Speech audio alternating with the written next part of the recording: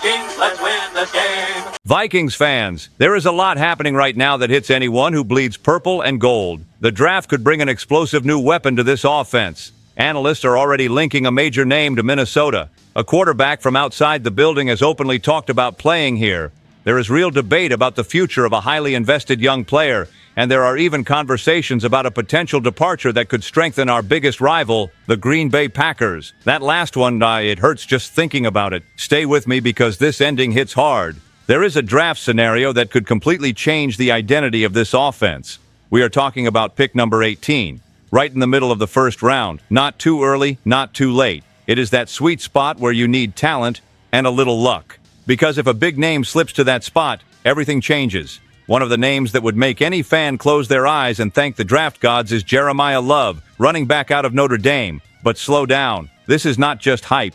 He has been one of the most explosive players in college football over the past 2 seasons. He led the nation in rushing yards. He led in touchdowns. He nearly won the Heisman Trophy. That is not a minor detail, that is elite production. He runs with power. He has vision. When he hits the second level of a defense, it is over. Either it is a touchdown or a massive gain. He had more than 1,300 rushing yards in a single season. He averaged a high number of yards per carry. He contributes in the passing game as well. He is not a limited back. He impacts every phase of the offense. The only issue? Many mock drafts have Love going inside the top 10. So the big question around Minnesota is simple. Could he actually fall? The running back position has been devalued in recent years. Teams at the top often prioritize quarterback, offensive line, or pass rusher. If that happens again, the door could open. And let's be honest, the ground game under Kevin O'Connell has never truly dominated. It works in stretches, but it lacks that back who converts 3rd and 2 without drama, the one who takes pressure off the quarterback. Love would bring that immediately. Speaking plainly here, if he is available at pick number 18, you turn in the card. He is immediate impact talent. He changes how defenses line up against you, and that is priceless. Of course, there are other options on the table. Cornerbacks like Mansour Delane and Jermud McCoy are also projected in that range. There is even a near dream scenario involving Caleb Downs. But when it comes to transforming the offense, Jeremiah Love is the name that gets purple and gold fans out of their seats. And here is something you will not hear everywhere. Minnesota does not just need a good player. It needs identity. It needs physicality in the run game. That changes playoff football. That changes December. That changes cold games at Lambeau Field. And only those who lives and breathes Vikings football truly understand how much that matters. So I want to hear from you. If Jeremiah Love is sitting there at pick number 18, are you running to the podium or addressing another position? Drop your thoughts in the comments, because what some analysts have started saying about him in Minnesota could make this debate even hotter. The buzz got louder when national analysts started openly saying Minnesota should not hesitate if a certain elite talent is on the board. This is no longer random speculation. It has become a strong argument. It is almost a public endorsement. And once again, the name carrying weight is Jeremiah Love. Charles Davis connected Love directly to the Vikings in a recent mock draft.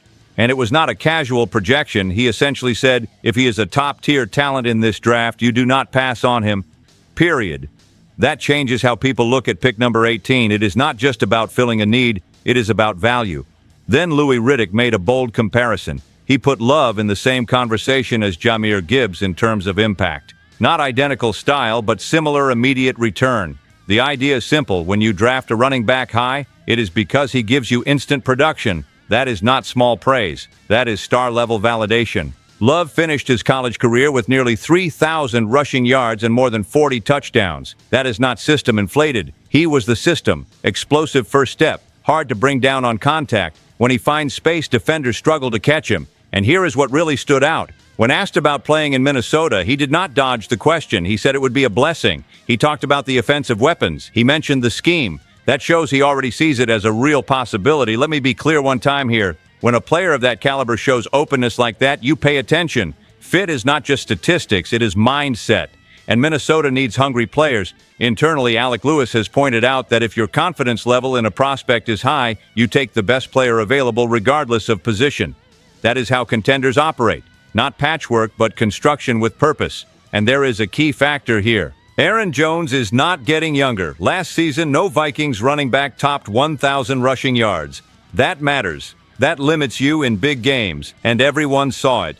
Here is something you will not hear everywhere. When multiple respected analysts start pushing the same name toward the same team, there is usually real conversation behind the scenes. It is not random. It is not coincidence. But be careful. The louder the hype, the higher the risk another team jumps ahead. And then comes disappointment. We have seen that movie before. And hold on to this feeling, because if the running back discussion is already intense, what is being said about the quarterback room could split this fan base in half. But first, a quick request: subscribe to the channel. It is free, and it helps grow this community in a big way. Now let's keep going. Now things get uncomfortable, because when a quarterback from outside the organization starts talking about Minnesota like it is an ideal destination, something is brewing, and it is not minor. This was said on national television. Not a quiet rumor. Direct, open, almost an invitation. Spencer Rattler has come up as a potential trade target. When asked about playing here, he did not hesitate. He said it would be a blessing. He mentioned the offensive scheme. He brought up Kevin O'Connell. He talked about the weapons in the offense. He made it clear he sees Minnesota as a strong platform. That moves the needle. Before that, Deshaun Jackson had already said the fit would make sense. He talked about throwing to Justin Jefferson. He said the Vikings need a quarterback. When former players talk like that, debates ignite. And this one did. But it is not simple. J.J. McCarthy is still the franchise investment. A high draft pick, significant resources, huge expectations. He went 6-4 as a starter. He showed flashes, but he also lost key games. He missed development time, and that matters when the rest of the roster looks ready to compete now. Rattler does not have a winning NFL resume. His record is tough to look at, but he has shown growth, a high completion percentage, better ball security in several games, the ability to operate within structure as a game manager. Let me say this clearly once: Minnesota cannot enter the 2026 season relying purely on hope. It needs security. It needs real competition in training camp. This is not about giving up on McCarthy. It is about protecting the team.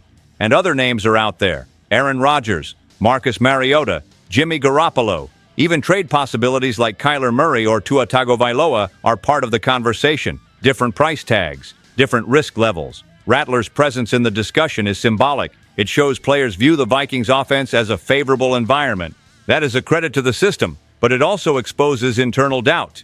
If there were no questions, this would not be a daily topic. The fan base is divided. Some want patience with McCarthy. Others want a proven veteran now. And when quarterback becomes a daily headline, pressure builds fast. Very fast. The team owner called this offseason critical. That is not casual language. It signals major decisions ahead. And brace yourself. The next layer of this discussion goes even deeper. It is not just about competition. It is about potentially considering a trade that could reshape the franchise. Take a deep breath with me, because the question is no longer whispered. It is being debated openly. What if the Vikings actually consider trading J.J. McCarthy? This is not hysteria. It is not clickbait. It is a cold evaluation based on production and roster timing. McCarthy finished the season with 1,632 passing yards, 11 touchdowns, and 12 interceptions. Those numbers are not disastrous, but they are not inspiring either. On film, the inconsistency shows. There were sharp reads, there were promising moments, but there were also forced throws and rushed decisions. For a team that believes it can compete right now, that matters. The roster is strong. Aggressive defense. Established offensive weapons. Competitive offensive line. It feels like the window is open, and when the window is open, you cannot miss at quarterback.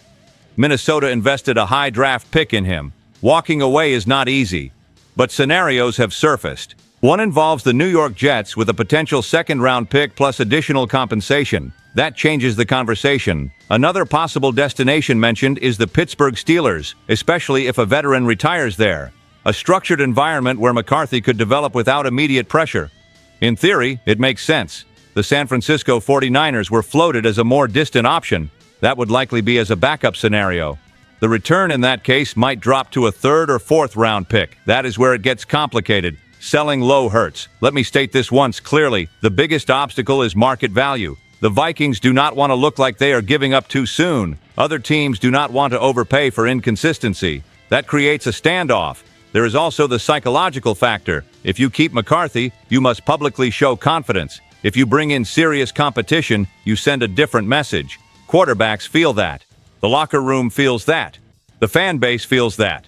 Financially, his rookie contract is manageable. That lowers urgency. But if the coaching staff believes he is not the answer, Waiting could lower his value further.